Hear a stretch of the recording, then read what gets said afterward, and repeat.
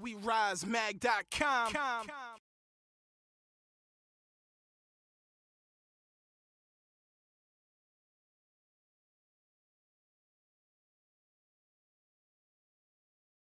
So hello everybody, I am Alexis Tipton. I am, in case you don't already know, I'm a voice actress for Funimation Entertainment based in Dallas, Texas. And this is a stage acting versus voice acting panel, which means that if anybody here has any kind of acting experience and they have technical questions or comparison questions or things of that nature, this is the place to ask them. If you have questions about just stage work or just voice acting, those are welcome as well. It's very casual. Just if you have a question, just raise your hand, or if you just want to shout it out, that works too. It's fine. To start off though, how many people have acting experience, any kind of acting experience? Awesome. So out of those people, who has done stage? I think like everybody else. Has anybody done voice work? Any kind of voice work, even if it's like fan dubbing on YouTube or anything like that? Awesome. Nice. Has anybody done film? Awesome. Which, by the way, if anybody in here would like to talk about film, that is open to discussion. I just don't put it on the name of the panel because I am very new to the world of film and do not consider myself an expert at all. I've only been doing it for about a year now, so I have much more experience with stage and voice work, which is why those are featured in the name of the panel. So, does anybody have any questions to get us started? Because I can ramble, but if anyone has any questions. When it comes to being on stage, I know on stage you have to, like, say if your mic shortens, let's say, you have to really project your voice. While you're in the studio, do you have to do the same thing with projecting a lot, or does the mic actually pick it up quite easy? The mic actually picks it up quite easily. That was something that I really had to get used to because I come from a stage background. I started doing theater when I was probably, I guess if you want to get real technical, it was in kindergarten. But that was like little silly things that kindergartners do, so that doesn't really count. But third grade is where I usually like to say that that's when I really got started. And so, you know, coming from a theater background, I was used to having to project because a lot of the shows that I was in where we had the budget to afford mics, they were usually crap. So you had to rely on your voice. And when I got into the booth, that was very strange, being able to not have to project that loud and having the mic right here and having to learn mic technique, because it is a technique.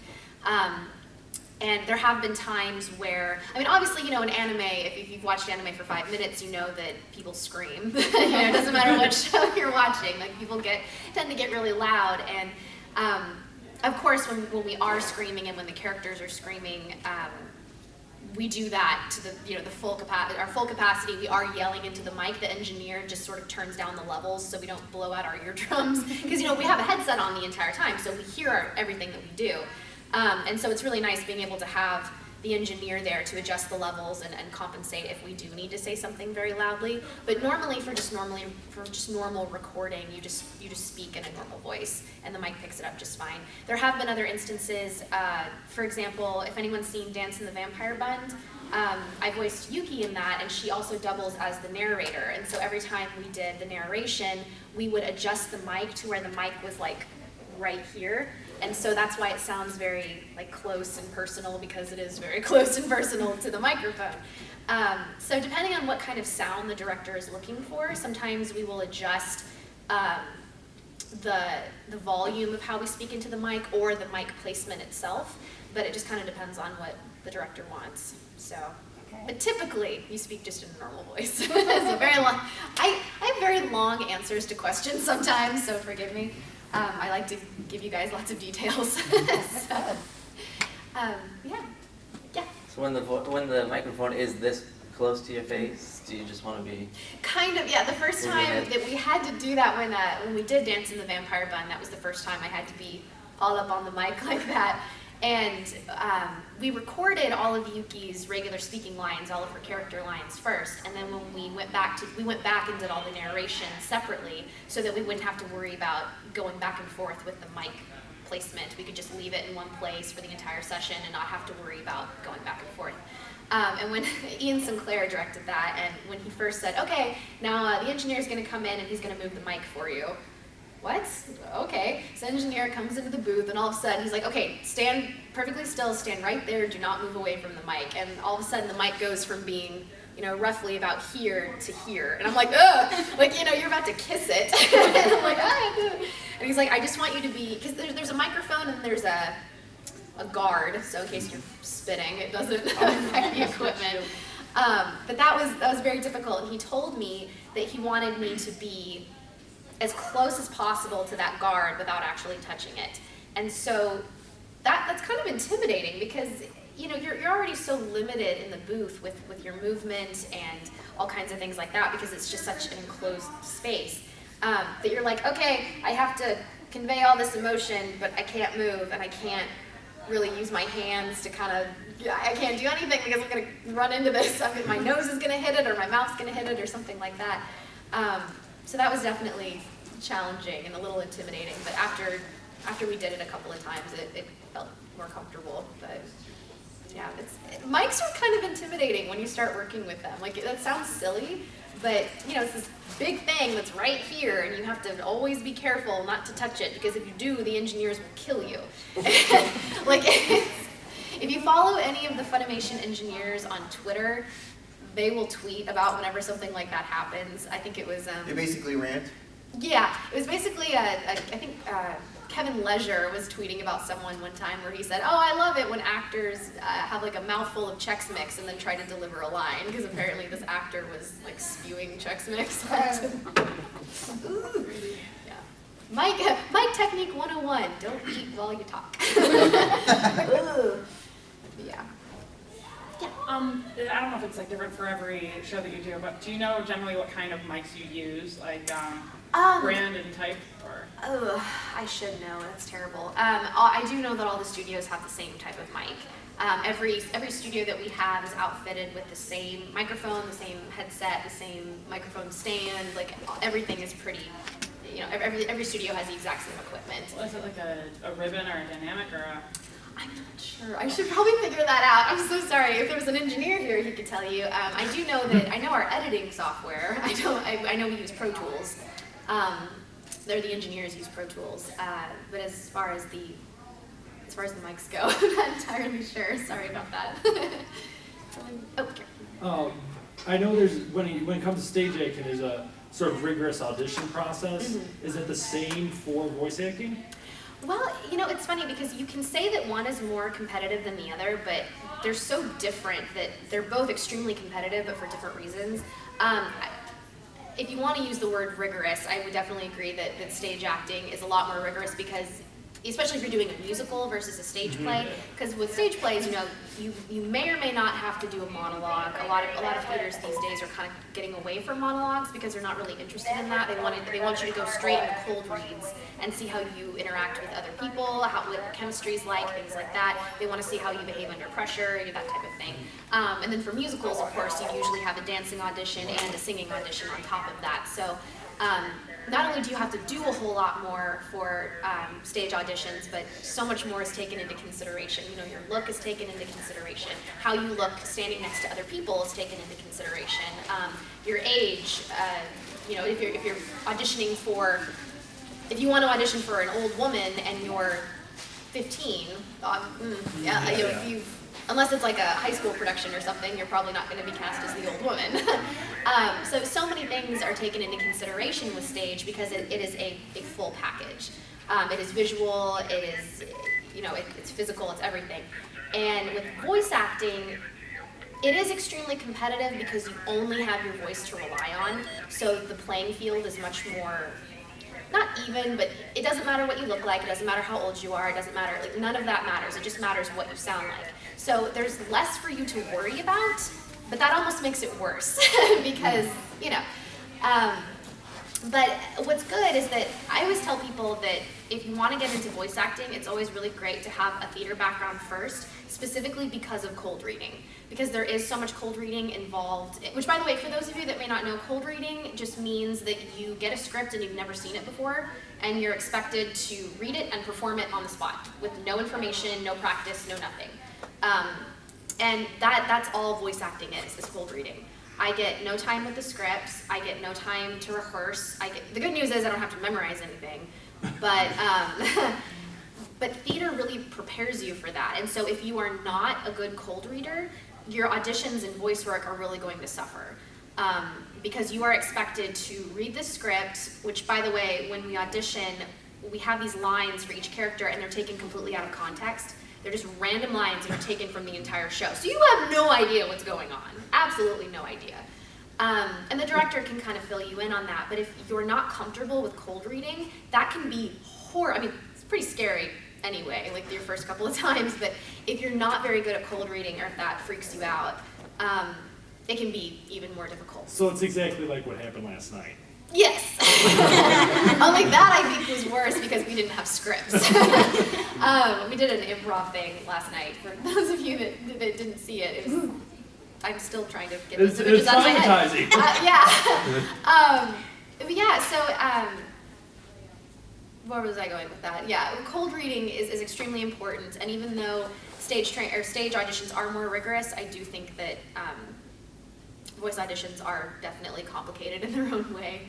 So there's a lot more that happens with stage auditions, but with voice auditions, it's more difficult because less is going on, if that makes sense. Mm-hmm. So, yeah. Piggybacking on that, the actual work itself, Mm-hmm. because you do have everything else to rely on while you're on the stage, you know, your looks, how you act, your emotions, you can convey a lot more ways. Just relying on just your voice to convey an emotion, how much more difficult is that? It's really difficult. It took a while for me to get used to that because, like you said, on stage you have so many other things to rely upon. Another thing with stage is that, you know, if you are delivering a line or delivering a monologue and let's say you're talking about something that is extremely heavy or extremely sad, you can take pauses wherever you want. You know, okay, I just said this line, I want that to really sit with the audience and resonate for a minute, so I'm going to take a step back and pause for a minute and just sort of let what I said settle on the room. Well, in voice acting, you're bound by the lip flaps. So there have been times where I've been talking about something really, really sad, and I really wish I could take the time to pause and really take my time with those lines, but you can't because you're bound by these character movements. So you can say a line however you want, or however your director wants you to, or you can say it any speed that you would like, or you have so much more freedom to make choices, to make character choices, whether it's physical or vocally. But in the booth, you know, you only have your voice to rely on, and yes, you are given a visual to play off of. You are, you know, if the character is crying, then obviously you need to make it sound like you're crying when you deliver this line. But it's really complicated because there have been so many times where, like I said, I've wished I could have said a line differently, but I can't because there's no time, or because, you know, the character's flaps are moving a certain way, and it's all about fitting it in those movements. And so it's very, very challenging, and there's definitely not near as much freedom involved in making character choices, which is another reason why cold reading is so important, because you have to be able to make informed character decisions on the spot because there's no time. And you may, you know, try to fit the line and realize that it doesn't fit, and so you have to adjust it on the spot. Like, okay, I said that line, it was too long, I need to think of a different way to read it so that it will fit better. And it's instant. Like, there's no time to sit around and ponder, like, how am I going to say this line? And of course the director will always help you, but it's very, very quick. And with theater, you get a lot more time with the script, you get a lot more time with the character, you get a lot more time to think about ways to make informed character decisions and do research on the show or on the relationships or things like that. And with voice work, there's just no time. So it's very challenging. Definitely keeps you on your toes for sure. Did you? I was actually just thinking of one. Okay. I know on, pardon my voice there for a minute. It's okay. I I'm know losing mine too. on stage, usually like if you mess up or something, and you have other people around you to kind of maybe help you a little bit. Right. What do you usually do? Like, let's say like you made like a missed call or something while you're working. Mm-hmm. How do you usually fix that? And also, like, sometimes do other voice actors like work together, or are you always usually by yourself? We we are always by ourselves. Well, not always. The only times that, at least at Funimation, I think some California-based studios work a little differently, especially for video games and things like that. But Funimation specifically, every single character in every single show that is standalone, at least, records by themselves. The only time we ever have more than one actor in the booth is if we're doing something that's called WALA, which stands for with all actors, and it's when we do like background chatter for village scenes and things like that, or background noise where there aren't any actual characters, there just needs to be like faceless chatter. That's the only time that we actually have people in a group together. And WALAs are really fun because you can just improv. Like the director will be like, okay, this is the situation, this is the kind of stuff I need you to be talking about. Don't say any trademarked phrases or cuss words, go.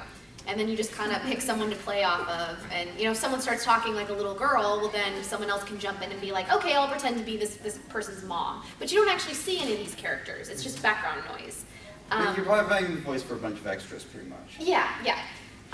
But then every lead character, or every named character, I should say, that you see them on screen, their mouths are moving, every single person that records for those characters records by themselves. So, which is really interesting. I'm one of the actors because I live fairly close to the studio. I usually get booked first in projects, or one of the first people. So there's nobody else that's recorded. So I'm just talking to myself. There's nothing to play off of, there's nothing which that was really hard at first because I was so used to the collaboration that is theater, and you're constantly working with other people. But in the booth, you know, you have to just look at the script and, again, in an instant, okay, this is the line that they say that my character is reacting off of. If I was that character, how would I say it? Okay, that's how I would say it. This is how I'm going to react off of it. And you just kind of have to imagine the rest of the scene.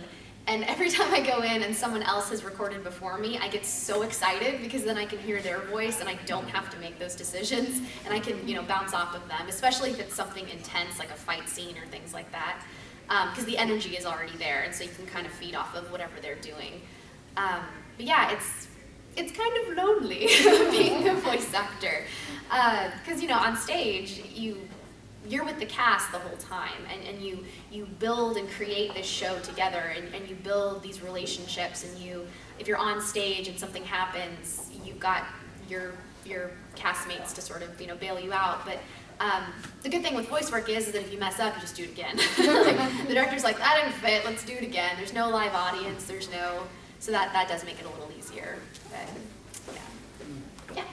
Well, I know there's some very, very dodgy C voice actors. For example, Michael J. Tantum in Black Butler, when he voices Sebastian, who's, well, finger-stuffing a nun.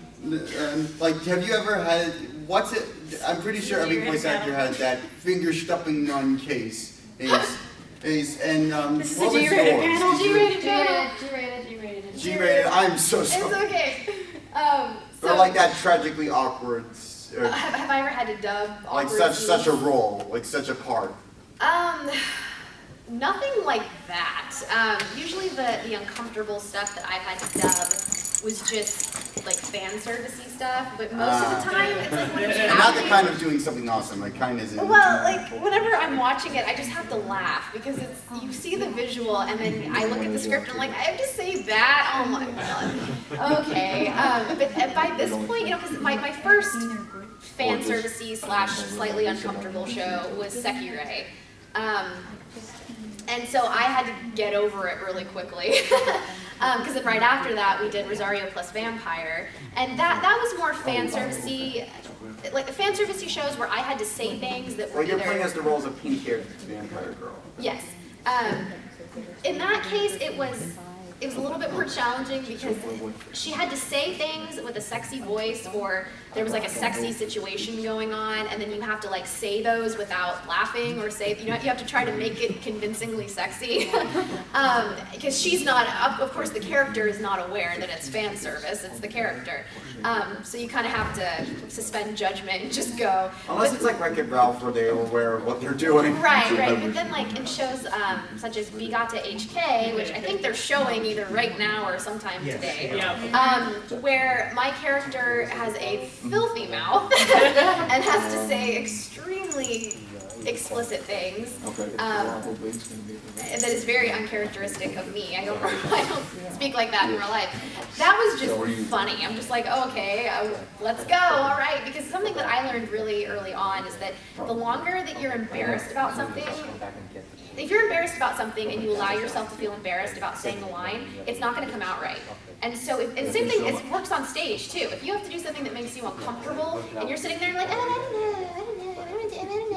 like it's not going to come out right. And so you're just going to have to keep doing it over and over and over again, and it's just going to prolong the agony. So it's so much easier just to laugh about it and then just go. And then usually if you laugh about it, then you end up having fun with it and it's not embarrassing anymore. Begot to HK really taught me that lesson. Funimation just announced a show called Hog and I that's coming out next month. And I voice a character named Rika, and a lot of the things that she says put Begot to HK to shame. See, I was talking to someone else. We're talking about like anti-anarchy swearing? No, it's not swearing. It's just like really like, I can't believe she just said that. Oh, okay. It's because like Yamada's Eros deity in Begot to HK, she's consistently perverted, but then Rika isn't always perverted, but when she is, it's worse. So it's like you just kind of wait for her to say something, and you're like, is she like sexually oblivious when she says it? Or oh no, she's not oblivious at all. Not at all. In fact, it's one of those things where if the things that she wants to happen ever actually did, I don't think she would know what to do with herself, but she is always saying things like, you know, oh, let's do this, or let's do this, or da-da-da-da, and you're she like, bites off more than she bites off more than she can. Yes, and especially in the second season. I know in the second season, I don't know if it'll get approved, but we're trying to get F-bombs approved. Oh, So, they already, well, they did with that with Panty and Stocking, so I can't see how they not do that well, with that. it kind of depends, because I think that, well, I'm pretty sure the studio that made Hog and I is completely different than the studio that made Panty and Stocking, so it kind of depends on what they want to do. But the Japanese cast says the F word a couple of times. But another thing that you kind of run into is with second seasons, if there wasn't any language in the first season, it's really hard to get it approved for the second season, because then you've got this audience that isn't anticipating that, and then you get people angry. If all of a sudden it's like, well, I was letting my 14-year-old watch this show because it's got some sexual humor, but there's no cussing in it. Oh my gosh, second season has F-bombs, I'm outraged. I mean, I can understand. It's kind of a big jump. It's not like a casual curse word. It's like, okay, you just went there. Oh gosh, Shin-chan Walla was hilarious. I mentioned with Walla that as long as you don't say any trademark phrases or cuss words, it's okay. In Shin-chan, we could say whatever we wanted. Like, I'm pretty sure the C word was dropped at one point. And same thing with Panty and Stocking. And we're like, oh my goodness! So if you listen real hard to background chatter, I'm sure you'll hear many colorful things in those shows. Yeah. You were talking earlier about it being difficult not having the other actors there. Mm-hmm. Are there any benefits? Because I know there's a lot of ego clashing in stage acting between actors and directors and all that. Is that sort of relieved a little bit in voice acting, or is there still big egos fighting each other? That's always going to happen. Right. I know that there might be occasions where the director and the voice actor don't see eye to eye, or you don't hear of that happening very often. I don't know if that's just people not sharing or if it really doesn't happen. I don't know. But I do think that, for those of you that have done stage work, I mean, you will agree with me that it gets kind of stressful after a point, especially, we open in a week and no one's off book, oh God, there's so much more, or like our set's not done, or it hasn't been painted, or like our stage manager is in the hospital and we open tomorrow, it's just, you can't keep as high as I can. Yeah, if somebody said the M word backstage, we're gonna have a horrible, that whole superstition. We're not even on stage, and I don't want to say it. Yeah, there's a word in theater that it's the name of a Shakespearean play. It starts with an M, and you're not supposed to say it. We're scared to say it even when there's not a theater exactly. for 30 miles. Exactly. No, because I've seen what that word does. It's worse than I punching believe. 20 mirrors with a black cat and a ladder. Yeah. It's horrible. worse Like than that. I was in Peter Pan when I was still in high school, and there was a kid backstage that was like, that's dumb, whatever. Just like saying it everywhere. What is he talking about? I'm like, Mitch? yeah, I'm like, stop it. Every time. And he was doing it to be a jerk. Like, he knew that it was making people upset. And that night, didn't happen any other night. We had like 10 shows. It was only that night. When Peter Pan flew through the window into the nursery wall fell down and almost killed her. Yeah. And then we all look at Jay and we're like, This was high school? Oh, God. yeah. No, it was, we had like there's a company called Foy, that Rigby, whatever her name is, the current Peter Pan right now. It's like a professional flying company, and we brought them in to train our techies and use their equipment. So like, it wasn't, something happened. We had like professional flying equipment, and it still took down the wall and almost killed her. And we're like, too much fairy dust, It was awful, but yeah, so anyway, before I went off on that, what was I talking about? Tension's running high. Yeah. You definitely remove all of that, because there is a lot of stress with live theater, because so much goes into it and there's so many people involved. And so I definitely do think that voice acting is less stressful when it comes to that. We do still have deadlines. Sometimes they're pretty quick turnarounds, especially for movies where post-production is not going to take near as long as say, a series would. We've gotten some foreign live-action films that we've dubbed where it was, I'm not even going to bother, like, I don't even care what you sound like, I just need actors because this is due tomorrow, I've had 12 hours to dub this, go. Like, just go. Like, and so we're like, okay. There's not even time to explain it, So sometimes things like that happen. It's rare, but yeah, you definitely don't have all of the high tensions that run with theater, that I think that's the reason why people get so, because there's just so much going on and everybody needs a release and everybody's, so everybody uses each other as emotional punching bags. Yes. Yeah. But yeah, none of that in voice work, thank God. Yeah. You said you don't get much time with the scripts. So, I mean, doesn't that have, you get a lot of time when you're stage acting with the scripts. You actually become that, and you become that person, that character. So in these, you obviously have series that you do that go on for a long period of time. How do you bring yourself into the character? Well, that's a good question. Yeah, and by we don't have much time with the script and voice acting, I show up to work, it's there, we go. Like, I get no time. And the director will kind of be like, okay, your character wasn't around for this scene, or at least they didn't say anything in this scene, so you don't know what's going on. This line, you're reacting to this, which happened in another scene, go. They'll kind of fill us in on what's going on. But, I don't know, like, a lot of times the director will have a very definite vision for what they want, and especially since with anime, we are, it has already been created, we're just dubbing it into another language, so obviously you have to respect what the Japanese have put into play. You can't change the character a ton. You do have to try to go with whatever the Japanese have put in place first. And sometimes even with the script, sometimes depending on who wrote the script, like J. Michael Tatum, I love him to death. He's a fabulous writer. He writes some of our scripts, but if you've talked to J. Michael Tatum for 5 minutes, you'll realize that he has a very extensive vocabulary. Like, he was born in the wrong era, which is why it was so awesome for Black Butler. But sometimes when he writes scripts, he forgets that not everybody talks like that. So sometimes, like, we'll be reading from a script, and there'll be this line that nobody speaks like that. Like, J. Michael Tatum speaks that way, but this character wouldn't. And so we have to sit there and, like, change it because it... No one knows what consanguineous means. Right, exactly. You laugh, but no, stuff like that does happen. It's really long words. So it is a little more difficult to put a lot of yourself into the characters because you're already trying to follow all of these parameters that have been put in place. But like with Musubi, for example, for those of you that have seen Sekirei, I've been told, and this just kind of happened, the director liked what I was doing and we went with it. A lot of people have told me that in the Japanese version, they interpret her as being sweet and playful, and she's a little bit, or more, I think they said that in the Japanese version, they sort of play up her ditziness. And so then she becomes a little bit more objectified because of it, because it's almost like, oh, here's this character with really big boobs and she's dumb.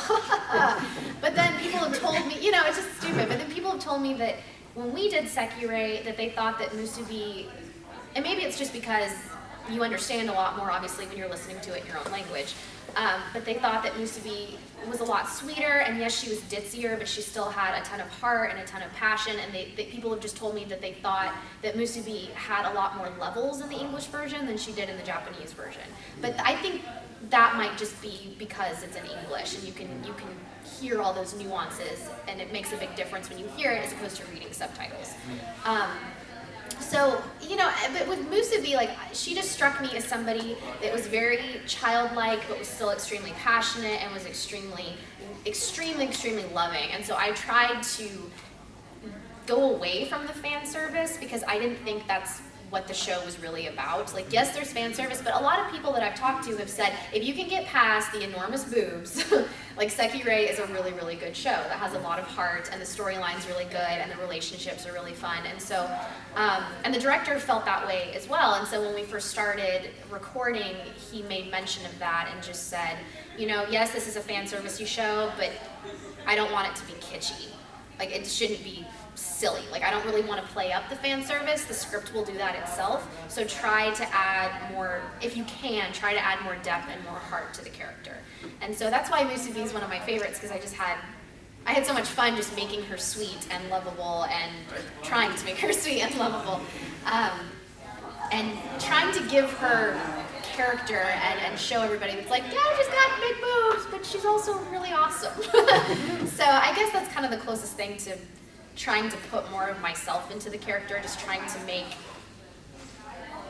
different choices than what the surface was sort of called. Because like I said, on the surface it's a fan service-y show, and sometimes you're like, oh, it's fan service-y show, okay, whatever. But you know, I think me and a lot of other people in that show really wanted to add more depth to Sekirei, just to prove that fan service-y shows can still have heart. So I think we did a pretty good job, but you know, so hope that answers your question.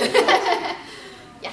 Do you have any say in what line gets picked out of how many times you do it, or is that all director? That's all director, and usually, you know, the scripts get written ahead of time, so we can start working with them. And usually, the script writers, not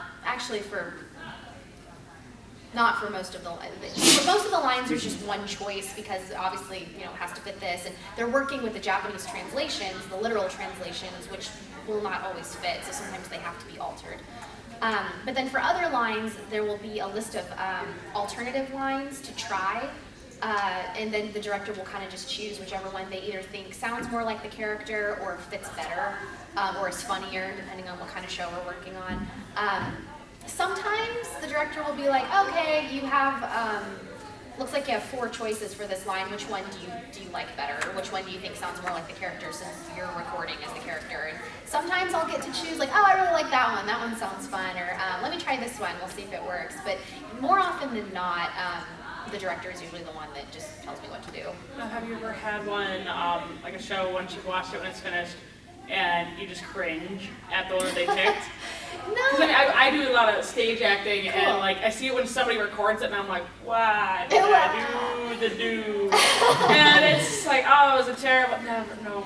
There've been a couple of times where I've said lines, and I thought, even when I recorded it and it came out, that the inflection sounded strange to me at the time, and I had wanted to do it again, but the director was like, oh, that's good, and then we move on, and I'm like, oh. But at the end of the day, you know, it's what the director wants, so, yeah. Yeah. Sorry, I'm filled with questions. No, it's okay. At the end of the day, right, do you have the same satisfaction that you have from stage acting? Oh yeah, definitely. I mean, I think it's a different kind of satisfaction.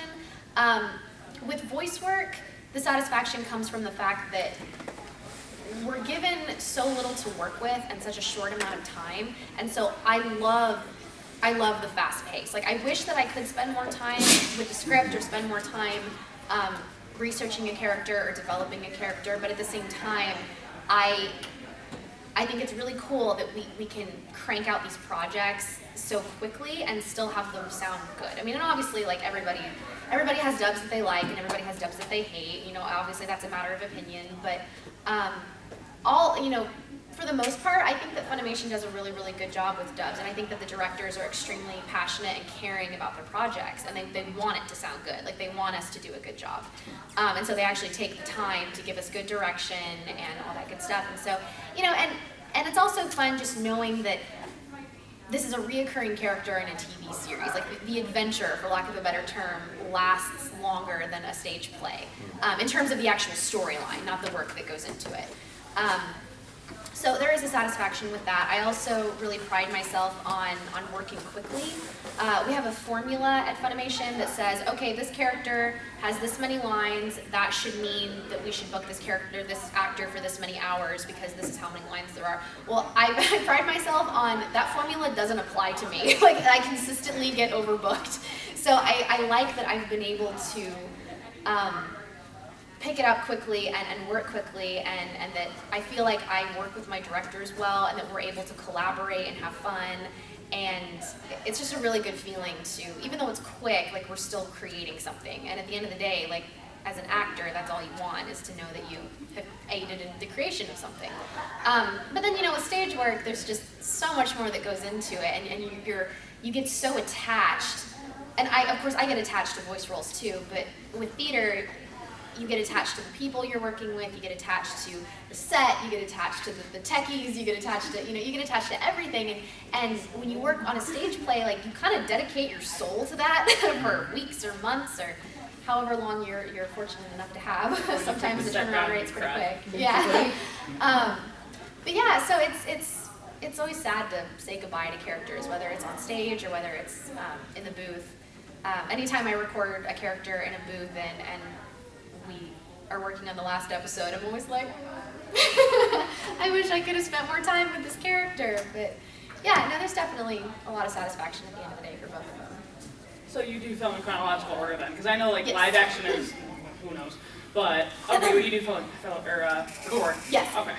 Sometimes, like I mentioned with Dance of the Vampire Band, that was a rare case where we recorded all of one thing first and then went back and recorded all of the narration.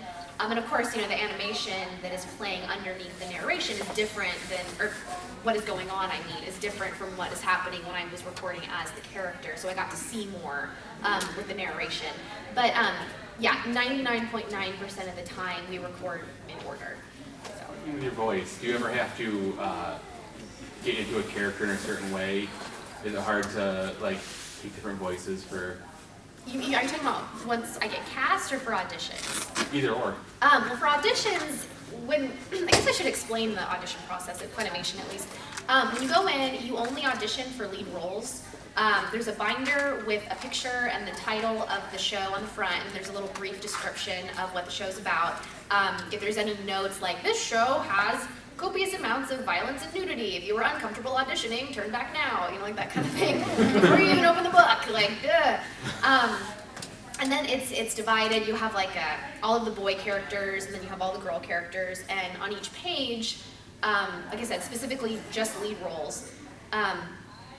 Then you on each page you have the name of the character, a picture, a very brief character description. Sometimes, if you're really lucky, it will specify an age or a vocal range. Usually it doesn't. And then you'll have about 10 or so lines that are taken directly from the script with time codes and everything, and they're taken completely out of context. There might be a little note or two on the side that kind of tells you where to go with it, or what, like if someone's yelling, it's like, she is yelling in response to someone that just stole her food, or something like that. But then you are supposed to pick at least 2 characters that you think you want to read for based on this limited amount of information that you're given. Like if you see a little girl, you could probably assume that she has a higher pitched voice. Or if you see a teenage girl that's dressed in boyish clothes with short hair, you can assume that she's probably more of a tomboy, things like that. And so you pick 2 characters that you think would fit your vocal range, you read through the lines. If they are supposed to have a really strange voice, there will usually be some sort of note about that. And so, if you want to try it, you can go for it. And then the director calls you in when it's your turn, and if you have any questions, which that's the perfect time to ask questions, like, okay, I want to read for this person, what's her vocal range like? In my head, it sounded higher. Is she a little lower than that? Oh yeah, she's about medium range. It's like your normal speaking voice, but a little higher, or something like that. And once a director gets to know you a little better, they can kind of fill you in more based on, I've heard what you've done before, take this voice that you did here, but I want it to have a little bit more gravel in it or whatever. So you decide which characters you want to read for, you go, they'll give you some notes if they want you to read for it again, or if it's either like way off or it's close to what they're looking for, or if it's exactly what they're looking for, they won't have you do it again. So that's a little challenging. It's just looking at these pictures and taking this limited amount of information and once again making hopefully an informed character decision on the spot, and then going in and getting some feedback on it. And then sometimes the director might have a character that they want you to read for based on what you've done in the past, or if there's more time, they'll have you read for other characters. And so that's less of a collaboration. They may give you some notes, but it's usually just, okay, what did you think of when you looked at this character? How do these lines sound in your head? All right, we're already on the same page. I'm gonna cast you, let's go. And so then when you go in, obviously whatever voice you used in your audition is the voice that they want to go with. They may tweak it a little bit, but they save all of your auditions, and so you'll go in and they'll be like, all right, this is what you did in your audition. That's exactly what I want, go. And then that's your voice. And if there's been a couple of weeks or so between recording sessions, they'll usually keep references around and play them for you again so you can make sure that you're still in that same voice. We had to do that a lot with Mizuki in Baka and Test because she was so high-pitched and so breathy.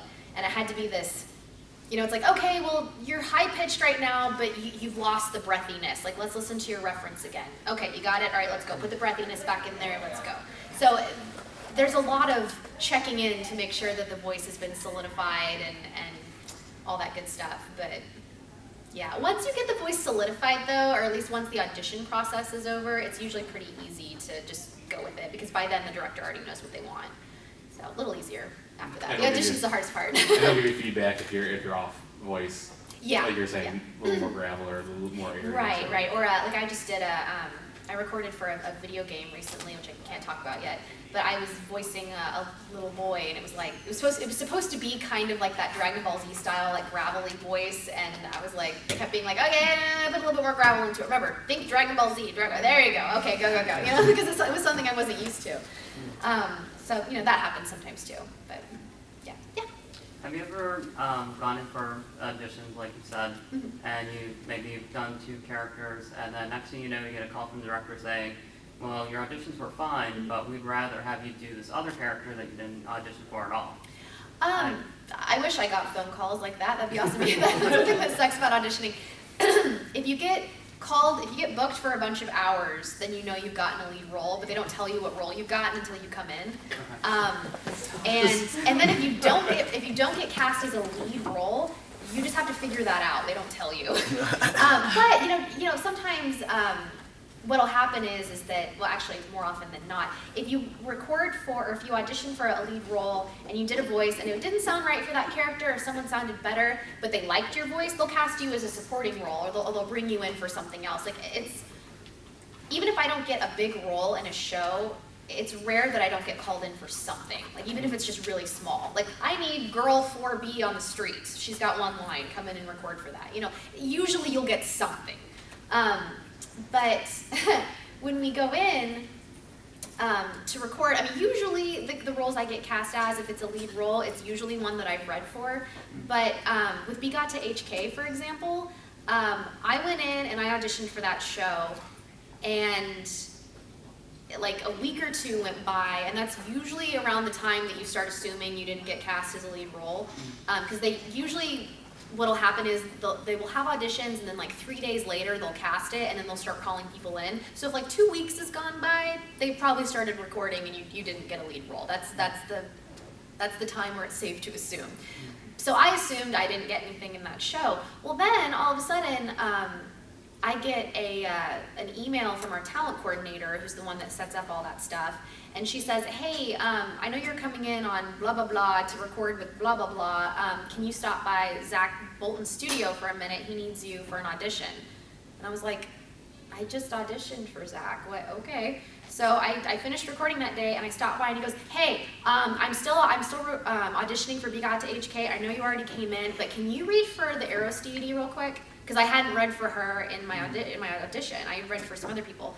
And so I was like, oh, okay. And apparently that was the only role he didn't have cast yet. He'd already started recording, but he hadn't started recording for the Eros deity. And so I walked in and I said, okay. And he's like, okay, I don't know if you remember, I don't know if you read these sides during the audition, read them real quick. She's perverted and yeah. You know that voice you did in this one show? Well, it needs to sound a little like that, but I want it to sound more whatever. He gave me some notes. And so I said, okay, and so I read for it, and he goes, all right, that's the one, good, thank you. And then I was like, oh, okay. And then like 2 days later, I got called in to record for the Eros deity. So sometimes that happens where they're not sure who they want for a role, or they couldn't find someone, and so they start calling in people that didn't read for a certain role. But most of the time, if I get brought in for a lead role, it is a role I auditioned for. But you know, stranger things have happened, so. Yeah. Like Bob. Yeah, like Bob. Yeah, stranger Bob. things happened. Exactly. Is it easier to earn a consistent income doing voice acting compared to stage acting? Because I know stage acting is very sporadic. Yes. Well, and with stage acting, you have community theater, which does not pay you. It's negative. You have money, school actually. theater, which does not pay you. No, it doesn't. And then you have equity theater, which does pay you, but depending on where you live, how big the company is, how much money they have. Usually they only pay you enough money to cover your travel. It's definitely a labor of love. Yeah. Like you are getting something, but it's not enough to live off of unless you're working on like Broadway or something like that. I mean, those actors make a living because they don't have time to do anything else. They have to. Because if you're spending that many hours up at the theater, you have, you know, barely any time to go get a second job. Voice work, I'd say between the two, voice work is probably more profitable. I'm not allowed to say how much I make as a voice actor, but on paper, voice work, it sounds like, because it's hourly, it's contract, but it is hourly. And once you, at least at Funimation, you start off with a certain amount of money per hour, and then once you attain 100 hours of voice work, you get bumped up to a different number, and then you stay there. So it sounds like a lot of money on paper. It sounds like a fabulous amount of money on paper, but the problem is it's not consistent. So I can't think of a single person, at least at Funimation, that doesn't do something else on top of that. Even if it's another kind of acting, you know, a lot of people that are actors, I mentioned J. Michael Tatum. J. Michael Tatum is a voice actor, he's also a writer. And that's a completely separate paycheck to write scripts. A lot of people do commercial voiceover, or we do video game work at other studios. Funimation has a sister studio called Okatron, which is run by Christopher Sabat. So, you know, we'll do work for Okatron. A lot of people do book on tape. Some people do stage theater. A lot of people do film. There's directors. A lot of voice actors are also directors. And then you have like people that have not so fun jobs. Like I worked at Bath and Body Works for a little bit on top of voice acting. You know, I don't work there anymore, but you know, that kind of thing. Austin Tyndall works for a high school has a salary job for a high school during the day. He's not a teacher, he's like a project manager or something for a fine arts school. And then he's a voice actor also. Yeah, and then like Clarine Harp, she works in marketing at Funimation and has a salary marketing position, and then is also a voice actor, and then travels to conventions and things like that. So, and that's why I always tell people, if you want to be any kind of actor and make money with it, you need to have a passion for acting. Like you need to be doing acting, not for the money, but because you love acting. Because at the end of the day, I mean, you know, there's that stereotypical phrase, you know, we're all starving actors or whatever. It's like you do it because you do it for a higher reason than just making money. And so if you don't have a passion for acting, you're not going to be happy. And you have to be content with the knowledge that it's very, very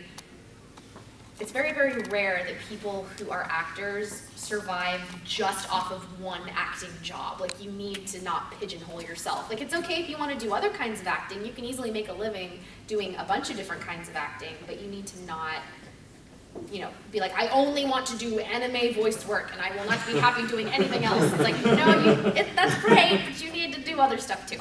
If you want to eat and be comfortable, you need to do some other stuff. So like I said, it's definitely, you need to have a passion for it because it's definitely feast or famine. You need to have carry you over financially when acting isn't that great. You know, there have been times where I've been working on 5 lead roles at once, and I'm getting really awesome paychecks, and then, you know, there's a time during, or at Funimation, usually it's around like January through April, which is where, it's around the time that like the fiscal year is changing, so we don't get in near as many shows, which means no auditions. So you could go 2 or 3 months without work. Or if you're not in a second season of something, most of the studios are dark, so there's no way to make money at Funimation. You have to have some other way of making money. So it's definitely, yeah, do it because you love it, not because of the money. If you're acting for money, you are in the wrong job. Yes, no, totally, definitely. Anyone else got any questions? Because I can just ramble for days. I'm sure you guys figured that out. How was your path to Funimation? Like, what did you do, like, academic-wise, and where are you from? Like, how did you happen upon Funimation and learn about it and end up being there? I will try to, it's kind of a long story. I'll try not to make it too long. I have been an anime fan since I was probably 9 or 10 years old. I moved to Dallas, Texas, which is where I live now, when I was in middle school. My dad's job brought us there. And when I was in high school, my senior year of high school, I've been acting since I was little. I've been a fan of anime since I was, you know, in elementary school. And I realized that Funimation was located really close to where I lived. And I thought, oh my gosh, how cool would that be to combine, you know, acting, something that I love, and I've decided that this is what I want to do with my life in some capacity, even if it's just for fun. And then, you know, anime, which is really awesome too. And so my senior year of high school, I got my acting resume together, I made a voice demo, and I submitted it to Funimation. I was lucky enough to get called in for an audition about 2 weeks later. And, you know, really quick turnaround. I submitted at a really good time because they were gearing up for auditions because the time that it takes for them to call you in can kind of vary. And it was for One Piece. And so I went in and I auditioned for One Piece, and I felt good about it. They told me, all right, you know, we'll let you know if you get anything in about 2 or 3 weeks and whatever. Thanks for coming in. So I didn't hear anything, and I didn't hear anything, and I was like, all right, well, that was fun. It was fun to try. So my freshman year of college, I went away to school. I went to Texas Tech in Lubbock, and I started with a theater major. And while I was there, I really liked Texas Tech, but I didn't like living in Lubbock. Not a whole lot to do out there, and I kind of felt like the world was passing me by. So, you know, and I thought to myself, you know, I'm not satisfied with this. Like, I really want to try again. So I stayed there for a year and had my theater. I was in a theater program, and I also studied specifically voice acting. And because I'm like, you know, I know a lot about theater, but I really don't know a whole lot about voice work. So I took that time to study and to research and to ask questions and kind of get a better idea and try to improve myself.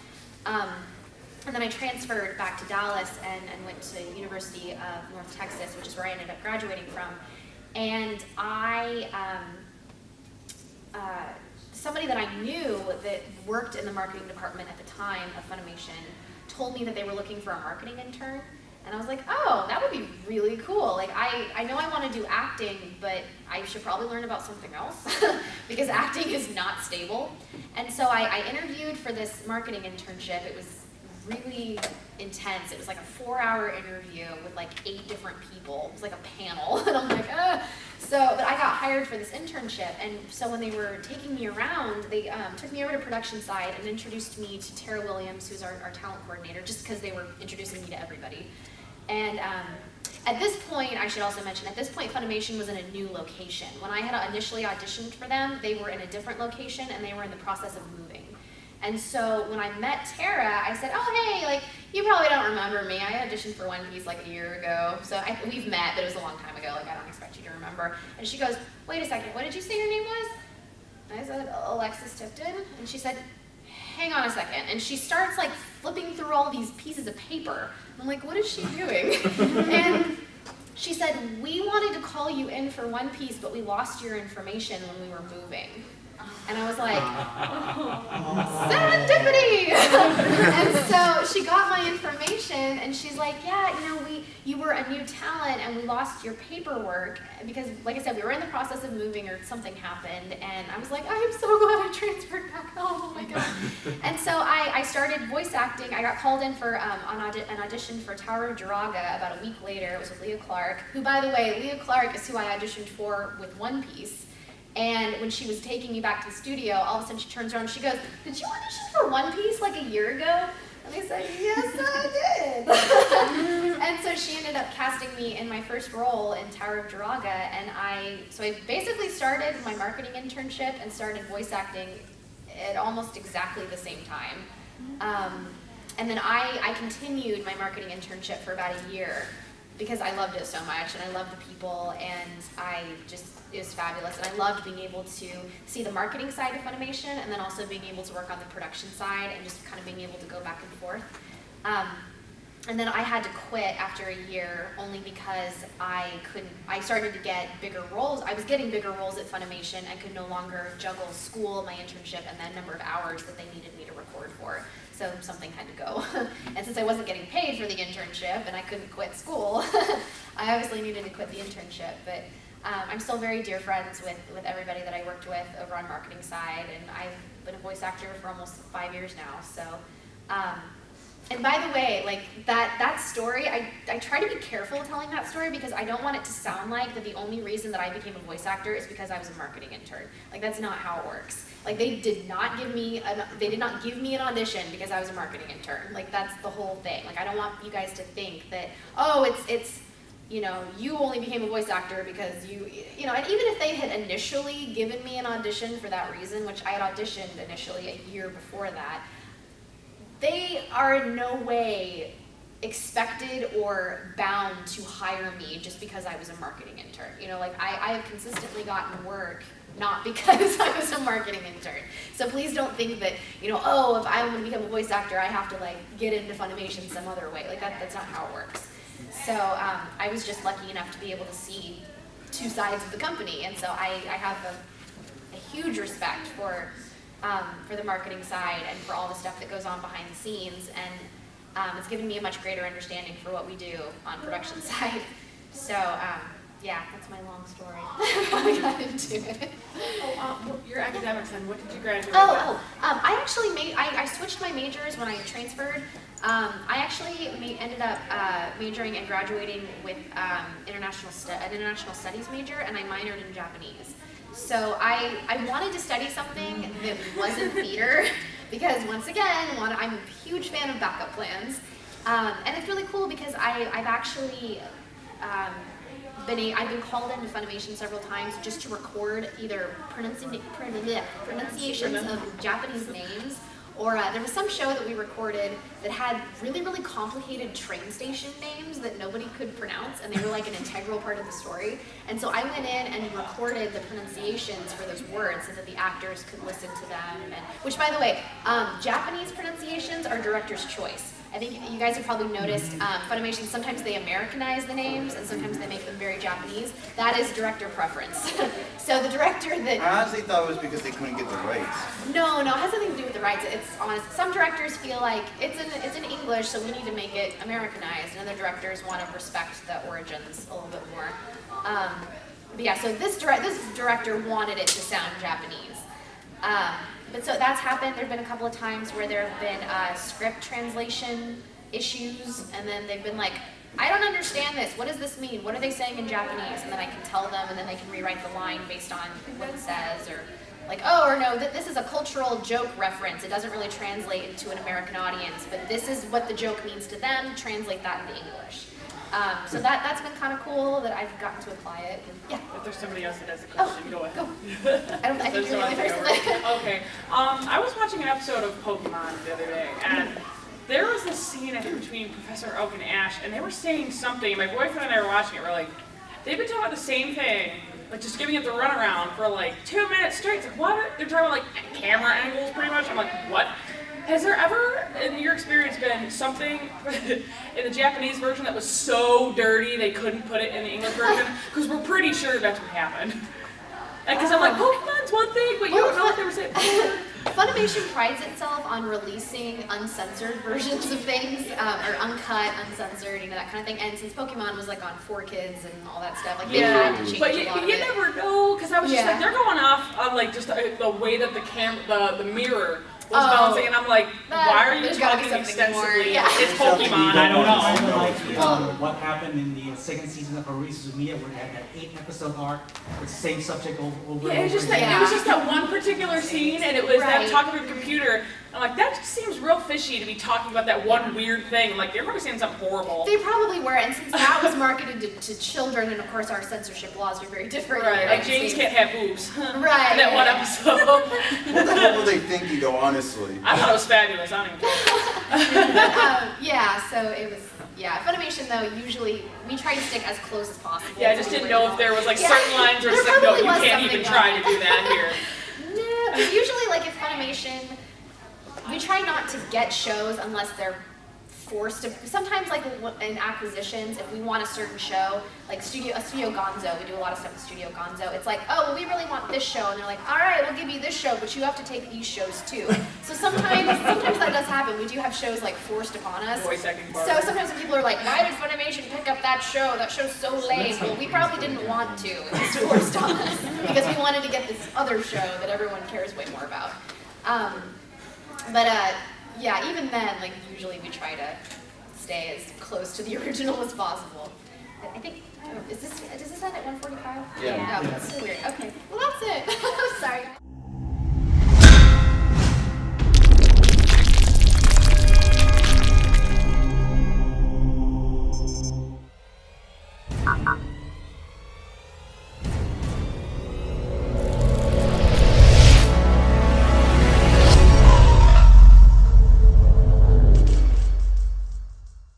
WeRiseMag.com.